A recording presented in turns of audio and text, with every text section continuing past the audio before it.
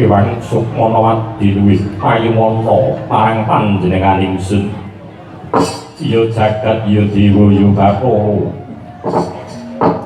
Kawula nuwun dereng sawetawis dangu titik saking Jati Netra kering Wadana ingkang katemben rawuh. Sembahan kula Jengkaka Prabu ing Dwarawati Jengkaka Prabu. Sarawujengipun Jengkaka Prabu wonten negari ing Amarta kepareng ingkang rayi ngaturaken pambagi para kramimawan kunjuk sandhaping kudu. Kawula priyadi alaja prapanipun marakan para Pandharawati lebih saking sekala bida manggih pringkaton teman. Wangsul namung pujastutinipun kang Raka Kewala kunjuk wonten sandhap padanipun Yayi Darmaji. Tulinji para tampi duraos sami-sami sekecaken anggenipun pinarenggan kanthi margi-margikaning kayu. Inggih Yayi. Kados boten kirang prayoga anggen kula pinarenggan wonten negari ing Indraprastha titikan Gandika Yayi. Kaluwun nuwun Bapa Durna sarawujengandika Bapa Durna wonten negari Ngamarta. Kepareng ingkang putra ngaturaken pambagi para kramimawan kunjuk wonten sandhaping Pada Bapa Durna. Oh, samangke semali. Doning Durna dadi wana-wana dadi alas medantil buntuting maju lho. Anjeng-anjeng ana iso mripat kadipandhang marang ora maju juga kawala. Alon njenengan raja pratanipun kang Bopeng Saka Lima tebih saking sekala beda manggih dhateng kayuwanan. Kula kanthi pambagi para kramijengan dika kagem mentah kering rasanipun kang Bopeng Saka Lima. Wangsul namung pujastutipun kang Bapa Saka Lima mugi ndakat tampi ya nggih.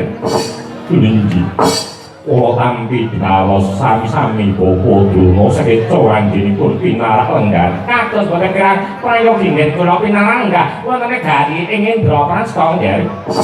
Paman Haryu wineng Pusuka Basuki Yuwana Prapta jengandika Paman Haryu Sangkuni kala nuwun Paraja sowan kula nderek baya dari Wikara tebih sengkala Bida Wanggi Yuwana. Sumung mangabekti kula katur sinuwun.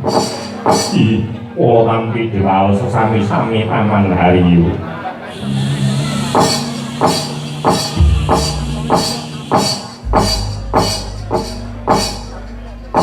Parasroti tengah-aku.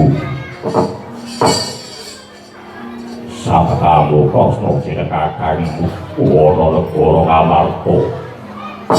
Paramawati Udara ngaturake pambagi marang arsane kersa kakangku. Jaya Udara. Paraja pratanipun kakang ora ana malangan sawiji-wiji puja pangestunipun kakang ora maghe tampan wana Dimas Udara. Lan anggonku nampa. Durna bapakku padha Yuwana. Parapaning Durna bapakku.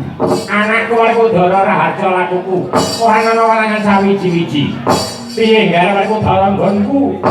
Ya kuwi kan gegulang marang sira Udara, wujuding ngaji kasamponan, wujuding saya kawijayan. Wis mbok areke mbok tindakake dina semengko nggih. Pangestumu Durna bapakku. Syukur sing dimono. Sengkuni pamanku Basuki Wono tekamu. Ih Raden Raja sowan kula. Boten wonten ana sawiji-wiji namung basa kula kewala mugi ndak katampi ya ora liwat tiga sapodo-podo. Ning Koko Prabu njanur gunung kadingaren titi kalenggahan menika wonten harapanipun Bapa Durna. Pramila ingkang saking menika Bapa Durna sasampunipun asat ingkang dadi apa nang liwih sumeleh rasa penukang saboya kelareng Bapa Durna menapa ingkang dados wigatosipun perlu prapta dhateng negari Ngamarta Bapa Durna. Kuning jengger kepareng kang Bapak Joko Limoti dikarenggal menika matur dhateng ngarsanipun anak Prabu Puntadewa. Sopan kula nunggung samudra pangaksama nggih. Inggih jarakat kula menika wau tiyang sepuh sinaraya dinuta kelawan Narendra Agung ing Astina. Ingkang mongko sepindhah ngaturaken salam ana salam menika tembungipun lawas ana menika kampangipun kadang paduka anak Prabu Duryudana dhateng ngarsa ngandika anak Angger Puntadewa. Ingkang angka kalih inggih menika nginggar rasa anggen kula pengen nyumurupi endahing suasana sampun dangu lho kula mboten sowan mriki pramila kang rasane manah kula pengen nonton endahing suasana guyub rukuning para kawula dasih ingkang naman wonten negari ing Indraprasta pramila saking menika nggih saderengipun kebawa saka 5 matur wonten asa ngandika anak Angger keparema Padha Maranatara sampun ngantos tiba-tiba naman menapa ingkang dados dawuhipun kebawa saka 5 nggih Handrang kanggo Sitarum Kasiring Samirana Mrip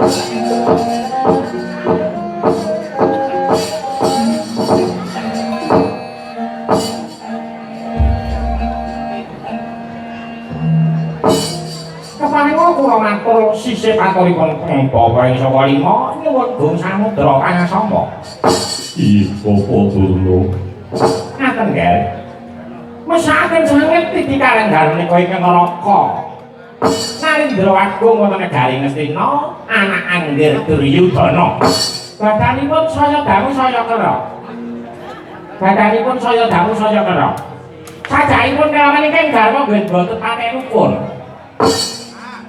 nuwun pangapunten jalaran saking menapa kula piyambak nggih boten ngertos linten dalu wontenipun namung dadah kewala ing madu wae pramila nganti dagangake ingkang raka riyen menika lemah ta riyen menika lemah ngaten kali tau temen lemah ta kiai iki ning saniki ku Iki kalenggan menika. Kahananipun negari ing Ngastina nggih, mboten kanten-kantenan. Kapan to sagunge para kawula dasih ingkang mboten ukur. Kathah para sagunge para kawula dasih ingkang mboten ukur. Sami adu to sing balung uleting kulit adu kate dayat. Rebutan balung bebek kang tanpa sungsum mboten wonten guna paedahipun. Nuwun sewu. Angkara murka duraka titik kalenggan mereka ngombro-ngombro wonten negari ing Ngastina prasasat negari Ngastina kadya inggih menika nampi welahipun jagat welahipun Gusti Kang Murbeng Kawasa larang sandang lawan pangan nuwun sewu nggih ingkang menawi daya-daya sangganipun para pujangga para ulama aneka muji brata mring ngarsanipun Gusti Pawenten negari Ngastina bakal waluya tenan jati temane rimawa. Amun to saged inggih menika wae lumbaraken jimat jamus karimau sada nggih.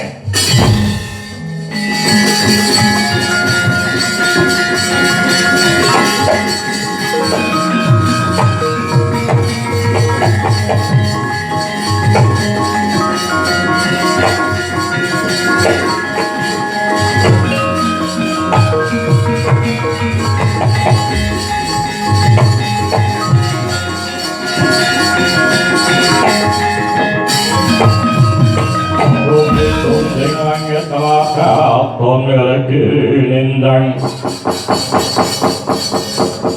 nindang sama kandung yang koko aku yang Dwarawati aku undiani Paduka kinarya dadi usiring para Pandhawa Bedhamaya binasisah sedaya kapaba kawisesa ing ngarsanipun Paduka Jengkokawati Paduka kinarya dadi secolok wancinipun Sang Koko Prabu paring kiti kalenggan menika paring kalih damar dhateng ingkang ngarai ing amarga Koko Prabu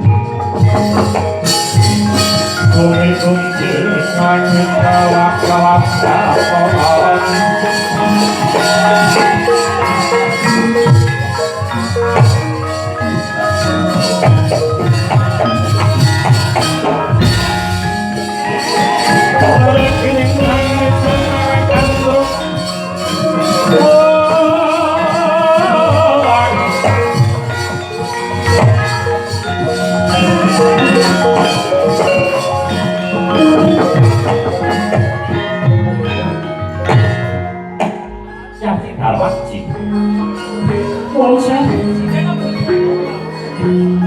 jimat jamus kalimau sada pinangka dadi gununganing para satra manembah mring ngarsanipun Gusti ingkang murba jagat manembah mring ngarsanipun Gusti ingkang akarya loka linambaran limang perkawis nuwun sewu Yayi menawi to ngantos jimat jamus kalimau sada uncat saking negari ing Amarta kula mboten saged andheba kawontenanipun negari ing Indraprastha Yayi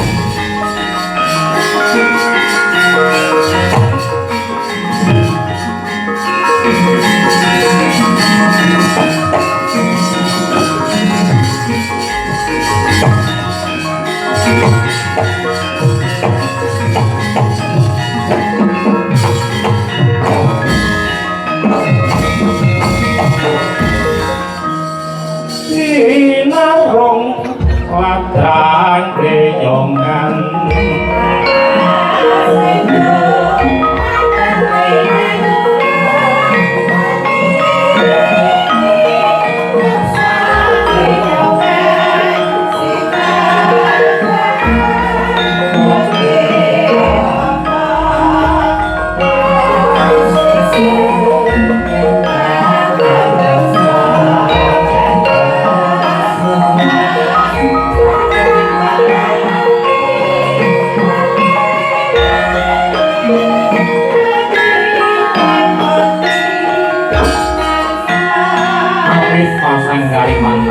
dari tempat kau ngilo bindi loyang laksari yumawaring kawan-kawan siwun ingkang abdi pun Petro kantong bolong kang sowan ngabiwantara sungkem pangabekti kula katur siwun Petro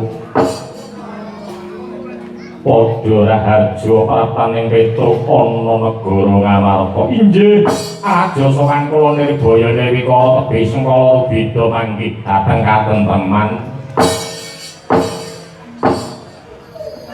pangabekti kula katur den yo Bagong padha raharja pratamu Bagong nggih raja sowan kula Nirbaya Nirwikara pangabekti kula ditampi nggih ya tak tampa gawi sukarna pangestuku tamanana nggih kula tampi mugi dadosaken jimat Petro nun Janur gunung kadingaring ana wigati apa Petro sowan ana negara ing Ngamarta para matura kang tela Petro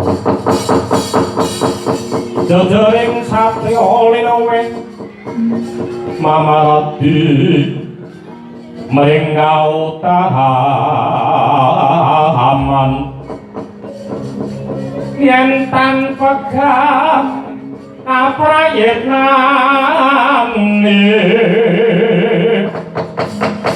wong ayo ning kayon pinaksu topolan proto ana bihing siang ratri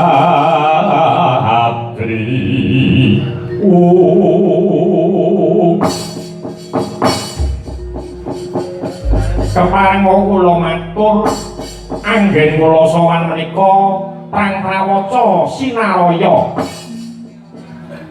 dinuta dening Bapak Kyainipun Semar Lurahipun Karangkadempel. Nuwun sewu. Nuwun sewu. Kula kalawan adik kula Bagong didhawuhi kaliyan Bapak Pro mumpung isih esuk ndang budhal marang negara ing Ngamarta sawana marang ngarsaning Sinuwun Prabu Puntadewa.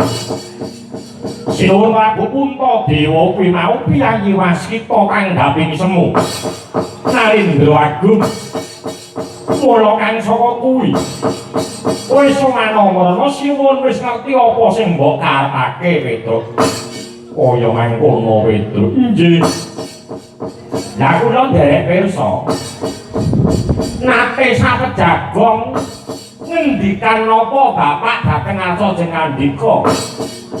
Nanging sajake Bapak niku napa ngejane proposal ngendika ngoten napa pripun to? Kula nggih kumun. Kula boten ngerti jawane kan mriki ngoten iki wau. Sumurpa kula kawan Siti kalenggan wong atuwa mundhar beni gegayuhan aku kepengin bangun marang kayangan.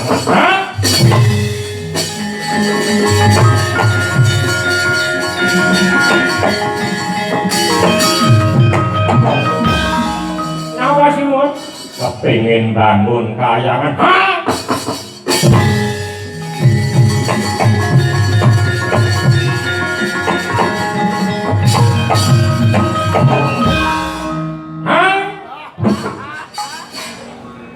sewakan hai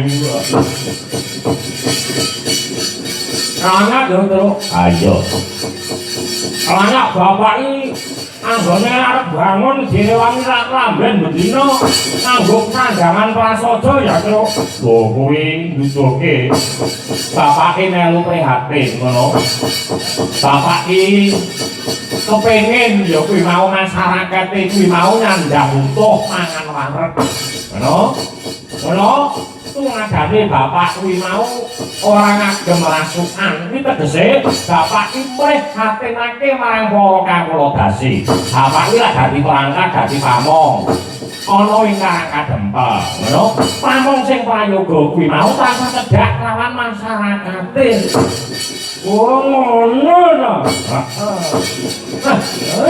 ta nanya awan bengi ora tau turu terus bapak minta samirip tansah dikir bae ndongakne karo desane arep dia kuwi mau dibangun kanyangan terus iya lima waktu ora lali kajaba ndongake marang luhure ndongake marang keluargane nyuwun keselamatan bejo donya akhirat uga ndongake marang ya kuwi mau desane pamarintahe nusa lawan bangsane wah sedina limang wektu paling ora ya tuk bapak teko ning pangibadah iya montor ngono duwe pimpinan sing kaya ngono kuwi nyenengke ati ya terus kalau aku seneng cara aku ora ya kok ora piye aku ya seneng dijak royal aku kandak wong seneng jak royal lah terus ngendikanipun bapak kadya pundi Siti kalungguhan iki dina kang prayoga para Pandhawa kinen ngestreni prapta marang karang kadempel sekseni anggone wong atuwamu bakal mbangun kayawangan diajak diajak pemuji ing ngarasaning Gustimu uga enggal gegayuwane wong atuwamu bisa kasembadan asembadaning sedya ngrawuhke Gusti kang murbeng kawasa tumantep para telenging ati sanobari umangka sujud ing ngarsaning Hyang Maha Manut anti hamusti jimat jambut kalwasada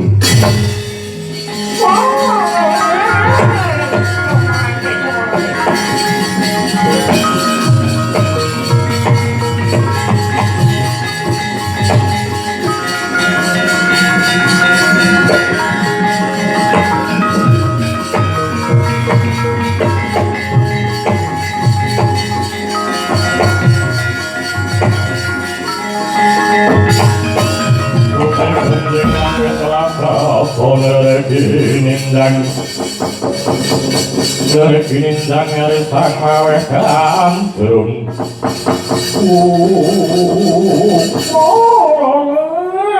samarante sumalele Bapak kok gunakan kopeda Bapak pisan durna prapta marang negara ing Amerika arep ketekan marang wong elek loro wong ora miguna wong ora ndarbeni daya ora miguna ninggalan pisan prapta marang negara ing Amerika rupa ketembung maneka warna muluke marang penggaling yo kuwi mau anak Prabu Puntadewa Prabu Paduka ampun ngantos miris Paduka ampun ngantos kebletok kawan pun Semar Badralaya nuwun sewu nuwun pangapunten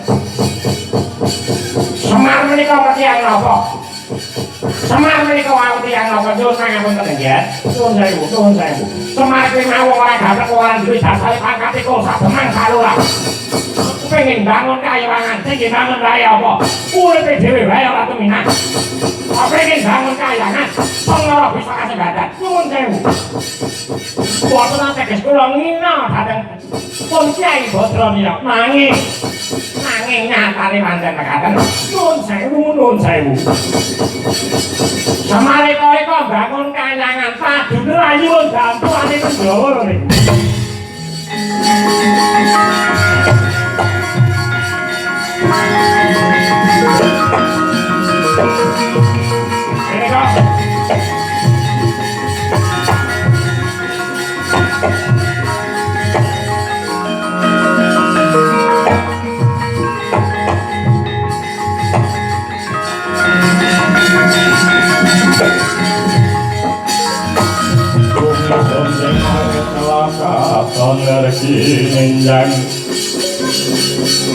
Kinjang sang mawe kandrung kong arasamu piye kong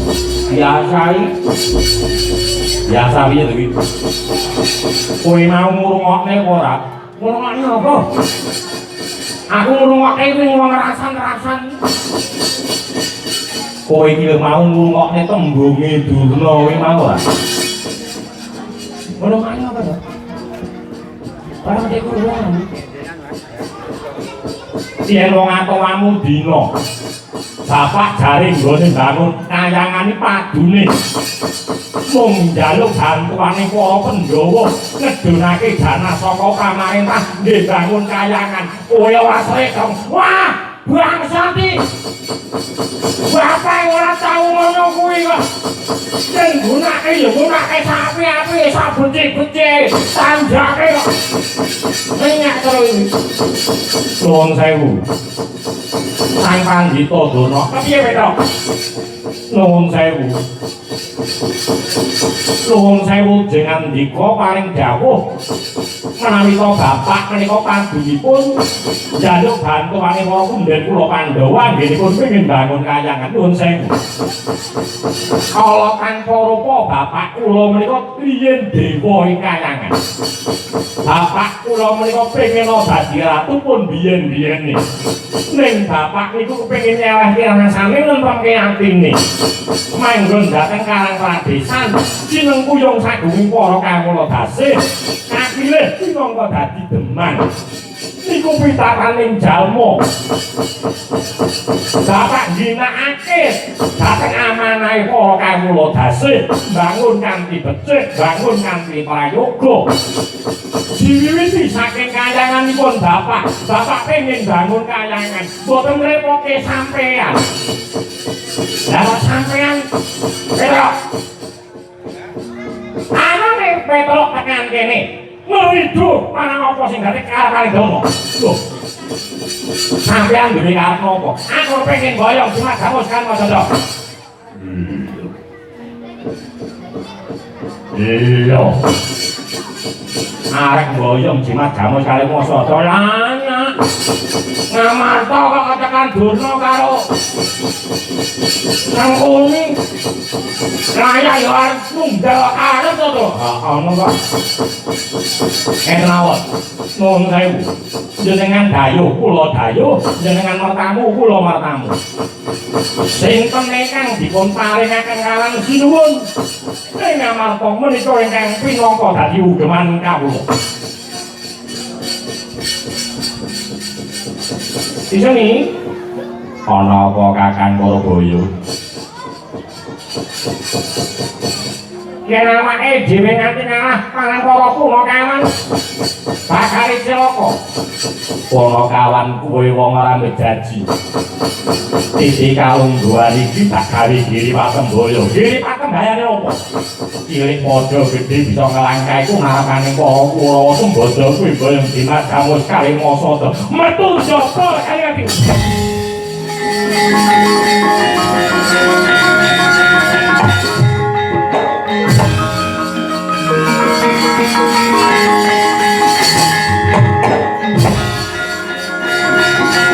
ayo Kang metu jaba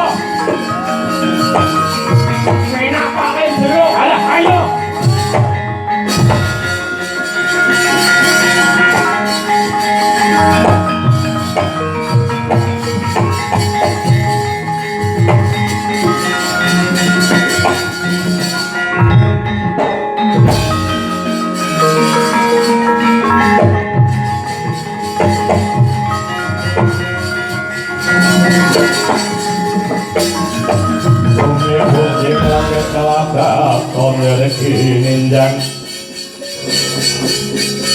Ninjang ngeri sang mawe kandrung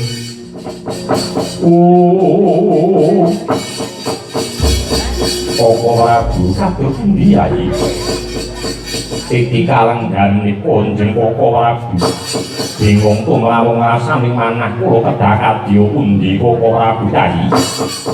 Rikanggan paduka menika kagungan Gusti ingkang karya loka. Mangsendek ninggali kita mingarsanipun Gusti. Sang pitados dhateng panguwasipun jagat inggih Gusti kang sembah kagunge para kawula dasih tatamtuke badhe antuk pituduh Kyai. Kyai Sena wah oropo sisi kalungguhan panjenengan ingsun bakal mundur hangat datun minta marang Gaibing Gusti. Muga antuk pawabdan Kyai. Mara bubano parangko kang gantung Sibayai yo ngetoke marang dawuh. Ngeras pantes dening ingsun bakal munggah ing balapan dina semengko Kyai.